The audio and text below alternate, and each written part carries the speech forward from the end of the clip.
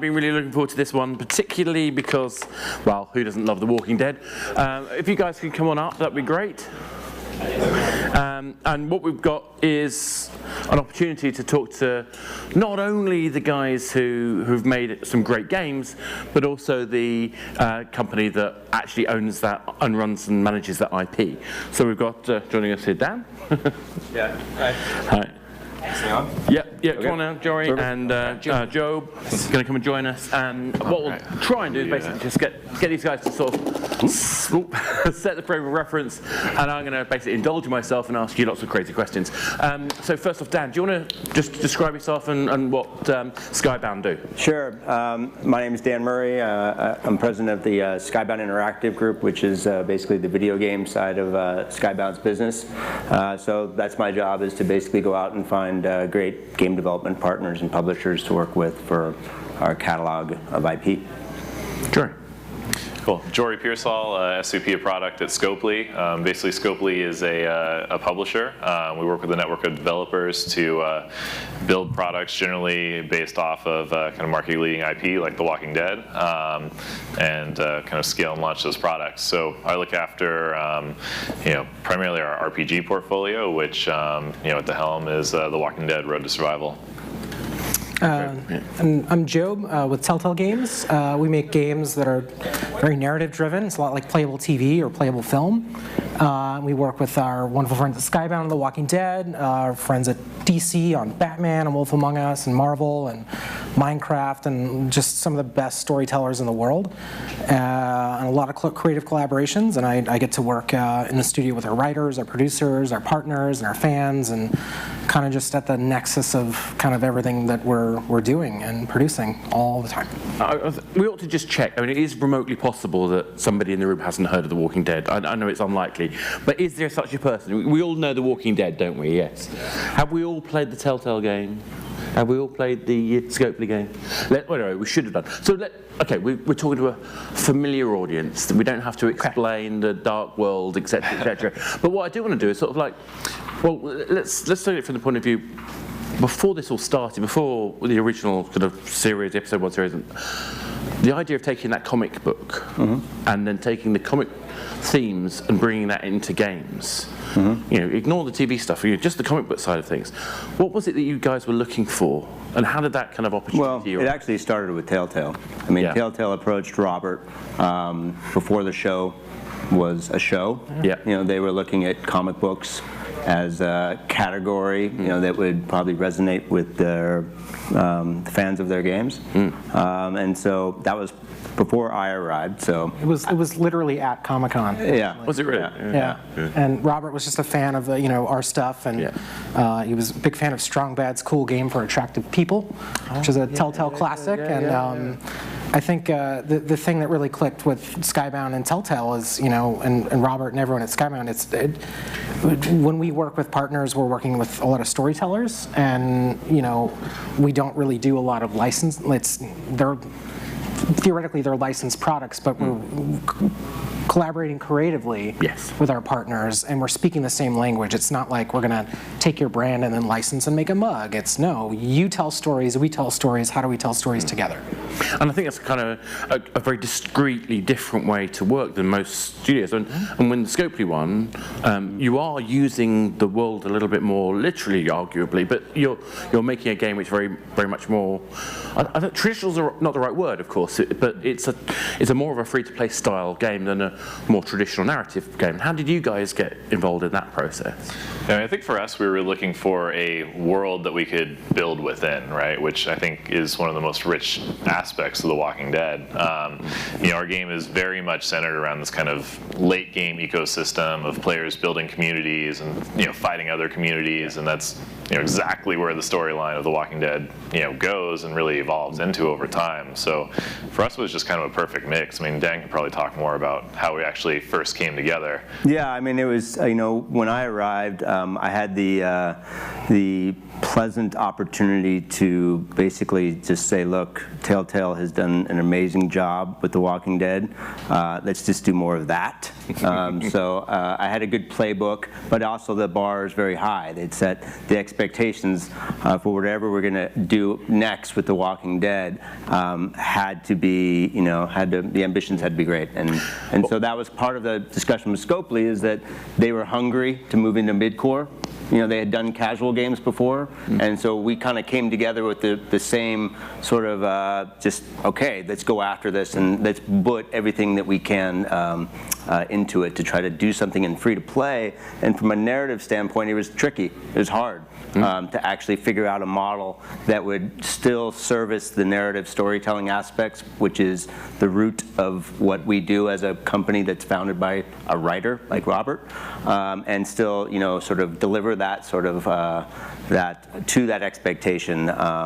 That was tricky and that was hard, but we went through a pretty grueling process to try to get that to work. And I can imagine. And what strikes me is this is like, thinking more widely than The Walking Dead, but I think the general principle of the ability to create integrity of that narrative, and yet each specific game has to have its own heart and soul and vibrancy.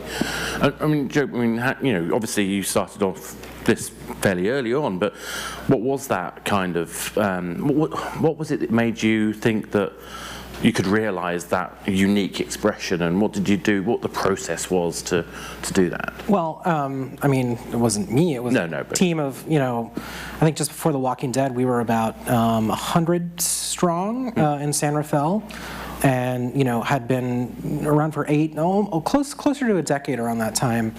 And, every Telltale game from, the very first one in like 2006, there was like an early poker game and Sam and Max. Taking the episodic model approach digitally, where piece by piece we're releasing content, and every time we release a piece we're kind of learning from the fans, learning from the audience, knowing that we always had this iterative process to development. It was a long road to get to the point where we had a format that we really wanted to try out and arrive at. And by the time Skybound and Robert were on board, it was really just kind of that trust, because Robert being a writer himself and being a storyteller himself, and seeing that storytelling is literally in our namesake, it was really just a matter of okay, the comics, the story that I'm trying to tell here. Here's where you can kind of carve out your own piece of the universe, and where your story and my story can kind of intersect, but you can kind of have the keys to the castle to do whatever you want, as long as you're abiding by the rules of this franchise. And I'll never forget, some of Robert's first pieces of advice to us was just like, this is The Walking Dead is, and I always end up doing like an impression of him, and I'm waiting for him to kick my ass. But he'll be like, it's just, it's really about making people kind of hug and cry and shit. And that's kind of like it is. And I think the team really kind of honed in on that, and just saw the existential dread and the themes of family and survival, and just kind of had this incredible story that when we started, it was who knows if this will work, and we kind of knew where it was going to be at the very end, but always listening to the fans and listening to the players and listening to the audience. So episode by episode, we were always iterating, and our process is so fast. It's we make episodes in a matter of 4 to 6 weeks, and there are changes we'll make in 2 days that can then change the entire narrative fabric of everything we're kind of weaving together. So I think confidence from Robert and Skybound, and them knowing what we're capable of, and again, just speaking that same language as storytellers, it's an amazing partnership, and it's our. There's a part of that I'd like to come back to later. This whole kind of narrative part of it, but I was thinking from a Scopely point of view, is this a familiar picture you're seeing? Because you weren't just reskinning kind of like a classic kind of free-to-play game. You were trying to make something that stood up in its own integrity. Was this the same process for you, or did that difference by being a game maker versus a storyteller make an impact on the way you worked? I mean, I think they're really deeply intertwined. You know, we set out with a couple of core principles for the game that were pretty straightforward. But from day one, we said we wanted this to be authentic. We wanted decisions to matter, and we wanted to have a deeper investment in teams and community in the game than any RPG in the market. I think the first two pieces are where we really had to lean on Skybound. It wasn't in our core DNA to tell stories through this type of gameplay. It wasn't something that we had particularly done before as an organization, so we leaned a lot on Dan and his team to kind of pull that together through a lot of iterations. Now we're at a point, I think, where this game is really kind of a live service, a live ecosystem, and I think that's one of the things that allows us to, work with folks like Telltale effectively, because we're kind of servicing different needs, different kind of perspectives of what people that are involved in the Walking Dead universe want. Yeah, I mean, look, I think one of the things that that. And some of this is by happy coincidence, sort of coming together at the right time with Telltale, with Robert being the type of creator that he is, which is a guy who's willing to let others tell new versions of what he's created, and I think that's the key principle of what we always try to communicate to our partners. We want our partners to be true partners and to have it be their game. It's Telltale's Walking Dead. That's why it's called Telltale's Walking Dead. So we really want it to be, and the same thing with Scopely, like the Road to Survival had to feel like that's coming from a free-to-play game. So it still has to fit that mechanic. We weren't trying to retrofit it too much in it. And that was where the tricky part was to how do we make a narrative in those bite-sized sort of consumable pieces that still married to the mechanics, what had to service the gameplay. I think one of the things that works to our advantage is the fact that we're not very big. We're a very small company. We're about 55 people, and that's across all of our divisions. So the game group is really about 4 people, including myself and a couple others. So we lean on our editorial staff a lot when it comes to working with Telltale and Scopely. So we have an editor-in-chief named Sean Makowitz and his staff who is literally every day telling stories with Robert, producing the comic book on a monthly basis. So he is the eyes and ears. So Robert can't have visibility on everything because he's writing at the same time and producing a couple of TV shows. So really, that's leaning in on our editorial staff. I think it's sort of our secret weapon when it comes to the narrative style, because we aren't necessarily having to go outside or lean on people from the game space who it may not be in their primary skill set to tell stories. Yeah. I want to pursue that a little bit further, because I think it's really interesting, that thing you said about the fact that you're as a company, you're open to other people to tell stories in your universe. Because I feel like there's something in this that other IP holders can learn from, and also something which I think developers need to be sensitive to, which I feel is about the integrity, understanding the integrity of the brand. I think it's about having the trust between the team and the authors of that process. How do you engender that kind of trust? How do you feel safe as a company to let people play with your baby? Big bat. Big bat. Yeah. I mean, it just takes a lot of iteration and a lot of communication. So we don't sit on the sidelines. I guess that's the point. We try to get involved as much as possible. I think for us, the number one thing that we keep in mind is not trying to be so precious about everything. It really does come down to, making mistakes and being willing to take that risk. Having the creator and, one step away from the process really helps, because, I've worked on a lot of different games for big IPs, and there's usually a big company that stands in front of the creator when it comes to the representing what that IP is supposed to be about. Whereas, when it comes right down to it, most creators, they want their IPs to be expanded. They want that creative exploration to occur. So for us, it becomes, so there's less we're not so, it's more about choosing the right partners in the beginning and having the right sort of setup towards success so that we know, hey, we're on this journey together, we're going to screw up, we're going to fight, but it doesn't really matter because at the end of the day, it's all about trying to service the fans, and that's the number one thing. It's like, it's all about the fans. And so that's what we're really dedicated towards. So as long as we're trying to make something that we feel our fans are going to get excited about, then all the other shit that happens, in the process of making the sausage, well, that's just part of game making, right? But I think, for me, I'd like to turn that question on its head again. So, obviously you guys have worked with other IP holders in various forms, and I'd be interested to see the comparison, in terms of the lessons you've learned with working with, Skybound versus maybe other, I don't necessarily mean point fingers at people, but I'm just interested to know if the processes are different, with the DC or someone else, and when there is that larger company that has a role to protect an IP that's maybe a little bit more distant from the original creator, how does that affect the way you guys work? Do you want to start with that? I think we have a pretty wide portfolio of different series that we're working on. It's kind of hard to get in touch with the creator of Batman right now.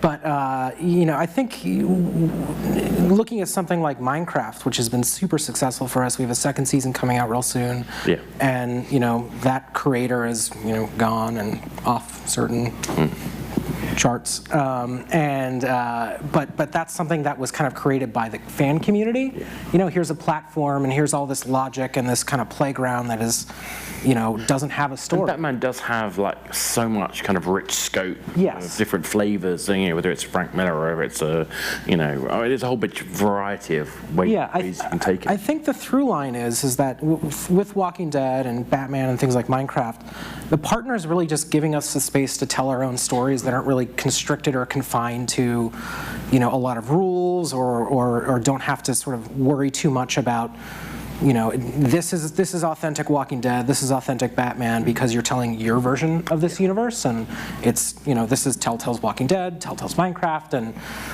when we get to play in that universe and really make it our own, that's, I think, where we excel and where we thrive the most. And I don't think we really got a clear taste of that until we started working with Skybound.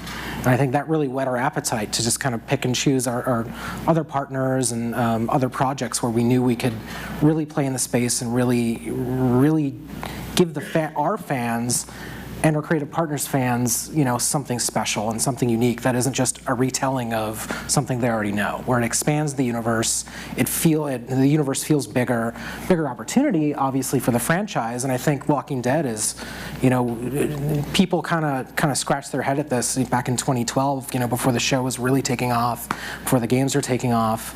To us, we always saw that universe as something as big and ripe as Star Wars. Okay, we have the story of Rick and Carl and everything going on in Georgia, but there's so much more you can do. There's an entire planet that is infested, and how do we take those themes and that logic, and where do these stories maybe connect, and where do they intersect, and that's cool. And fans that read the comic and play our games, when they're they don't really think about that. They think, oh, I like Walking Dead, I like playing these games. So when they're playing something like Scopely with Road to Survival, it's like, it makes perfect sense for us to say, okay, hey, well, we've taken this IP and we've created these original characters in this universe and expanded it. Fans are going to love seeing Lee and Clementine and Javi and sort of our originals intersect with all the characters from the comic and sort of come together in this sort of melting pot that is really about servicing the fans and not about worrying too much about rules and tightly knit sort of. Yeah, and that's one of the things that having great partners and setting up a relationship that's open like that and allowing our partners that flexibility. For us, what was really important, again, going back to the fans, was to creating an atmosphere where our partners could actually coexist. Because if it's about the fans, there's a big Walking Dead community out there, and as I'm sure everybody knows, there's multiple Walking Dead games out in the market. So, most, scenarios where there's a license holder and a licensee, they're very separate products, and they're very sort of, they can feel very disparate in that way. And what we wanted to create was sort of a connective tissue because of the way we work.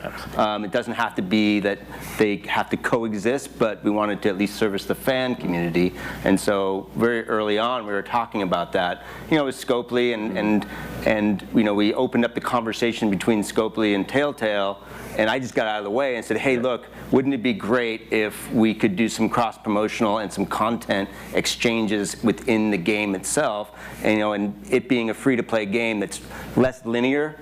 It's very non-linear, and there's lots of limited time dungeons and roadmaps that offer the opportunity to veer off the main quest. We could actually just start plopping in some Telltale stories. Well, I wasn't going to come into this later, but let's talk about it now, because I would like to come back and talk about Scopely's experience with working with other brands. But this particular thing is so cool. The way that you guys were able to collaborate in terms of bringing your characters into that road to survival game. I think that's amazing. I mean, it'd be great to hear your view of it, Jori. Yeah, I mean, it was just for us a huge opportunity, kind of like Dan was saying, to really just give our fans what they want, right? They are voracious for new content in this world, and some of the highest quality content out there is what Telltale is doing in their products. But there's a real deep emotional connection. I think particularly for me, that kind of, I had to know what happened to Clem. That's why I wanted the next episode, because I had to know what that is. And I think when that then gets extended into other games, I just feel I'm part of that. It's part of the world I belong to, if that makes sense. Yeah, and I mean, we're really, like I was mentioning earlier, we're really trying to create a world that people kind of have some space to kind of tell their own stories through what they're doing in the game. And so, kind of letting people play through, some of these, beloved storylines with, characters they love, using those characters in different situations, and, kind of taking them into whole new, realms of combat and alliance versus alliance events, stuff like that. I mean, our players love it. Yeah, I mean, the core of the game is, there's a big collection mechanic that's, principal to the Road to Survival game. Yeah. So the fact that players love collecting characters, and I thought with Scopely, their approach was brilliant in the sense that they actually went to the specific comic book issues and made, a whole bunch of different versions of Rick based upon that Rick who occurred in the comic. It opened up their collection mechanic beyond having 5 main characters. It was like, oh, what are we going to do with only 5 main characters? But actually having 15 versions of each character, or whatever the number was, it just opened up, I think, for the fans. It showed us the potential what we could do with, other versions of The Walking Dead, like Clementine, and bringing Clementine and Lee into that platform. And what I like about it is it doesn't feel kind of cliche. It doesn't feel like you're constrained. Whereas some other universes will bring together characters from different kind of time zones. So the game doesn't feel like, for me anyway, it doesn't feel like it has a kind of continuity to it. And that's probably fine for most people, but for some people it's kind of, well, for me anyway, it's a bit of a off-put. But in this context, it's great because I'm seeing that character arc. I'm being able to collect it together and feel like it's all part of what I'm doing. So, cool. So can we go back to that question? I just wanted to sort of explore that a bit further, because I think it's kind of tied into this as well, which is, you're able to do something with The Walking Dead by being able to partner up with other people making the game. Have you had a similar experience with any other IPs that you've, or other partners that you work with? Because I do wonder how much temptation there would have been before you did this, just to slap a new skin onto another game mechanic, rather than actually do something much richer and deeper like you've done with Road to Survival. Yeah, I mean, I think the really interesting thing with working with Skybound has been, unlike the traditional licensor, they do one thing quite differently, right? Which is simple. They ask why, right? We come to them with a crazy idea, instead of saying yes or no, this fits our guidelines, or it doesn't. Like, why do you want to do this? And then as soon as you ask that question, you can start trying to solve for what we're actually trying to do in the game. Right. And I think that's what's really opened up a lot of these opportunities in terms of working with Telltale, some of the more kind of out there characters we've been able to release, like new storylines or treading new ground. I think that's what really sets aside working with a kind of small intellectual property holder, or not small in terms of reach, but small in terms of number of people on the ground, right? Scale that you guys operate at for the number of people you have is pretty crazy. But that's really the differentiating point between that and working with the massive IPs out there. And I think that's incredibly well. By the way, if anyone wants to ask a question, please feel free to do. I'm just going to carry on asking because I'm enjoying it. But yeah, so feel free to put hands up. So I think I'll maybe come back to that thing I was going to mention with you, Job. You were talking about kind of creating stories of your own within somebody else's universe. Now, I'm assuming there's like Bibles and so on and so forth you've got to follow through, but you clearly created a completely believable, immersive, the game creates this immersive space, and you focus very much on decision-making within that process. What challenges does that represent in terms of, because you're having to make a story, you're having to be consistent, and you're having to let players have a sense of empowered choice. How does that affect your process and design? I think the thing that always kind of hits us is kind of trying to define what our games are, and like I intro this and like, oh, it's kind of like playable TV or playable film, and it's kind of easy to say it's all about decision making and those are the mechanics, but like with your game, it's very much, it's easy for you to define it as an RPG, and a lot of people know RPGs defined by mechanics and resource management and item collection and exploration. And for us, it also is, in a more less traditional sense, a pure RPG where you are in the role of this character.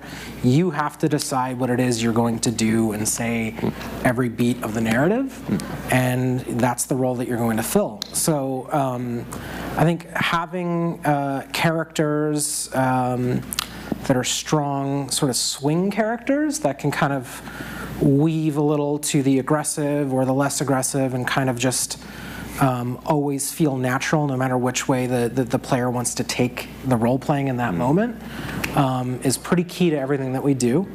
And that's across Walking Dead and all of our stories, I would say.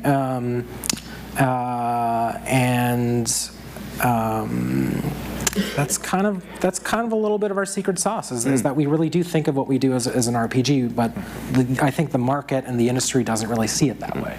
But I do think it's interesting because obviously some of the choices they're meaningful and they're deliberate, but then the story resolves the discrepancy between one person choosing one thing or another. So you could argue that if you look at it in hindsight, some of those decisions weren't really decisions, but you as a player absolutely wholeheartedly believe that was my story. Oh yeah. And I think that's the magic that makes that work. And I'm wondering how that compares to maybe some of the free-to-play models, because I'm making decisions about what I'm going to invest in, or building a space or whatever it is. But I'm going to do certain play styles. But again, it's within a framework. So it feels meaningful, but again, it seems like there's a parallel there where we're applying design techniques which make the player feel engaged and meaningful and autonomous, but we're playing a trick to a certain extent. Is that fair, or am I being a bit mean?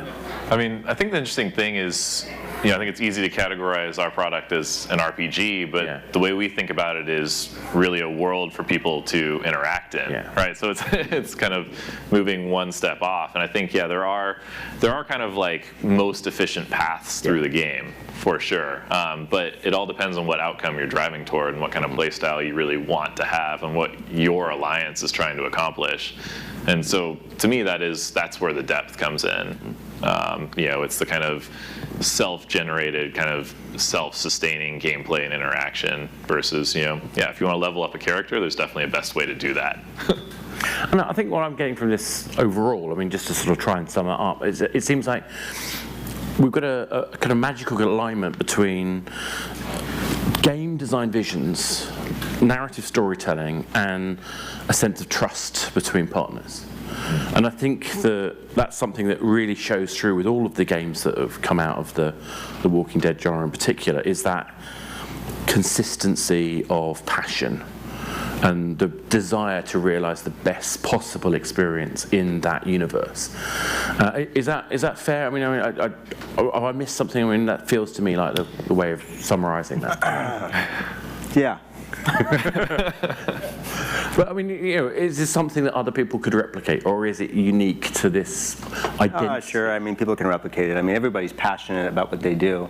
I think, I just think, like being on the other side, from the development side before I joined Skybound, it was often that the teams just were hamstrung by time, money, and often interference. And so trying to remove the expectation around at least time and interference. Money's always an issue, but that's why we're trying to find partners who are actually, when they approach us, it starts with the creative, but there's also a business discussion, and the business discussion is not around terms, it's around what is it that you see this business, what does this business mean to you?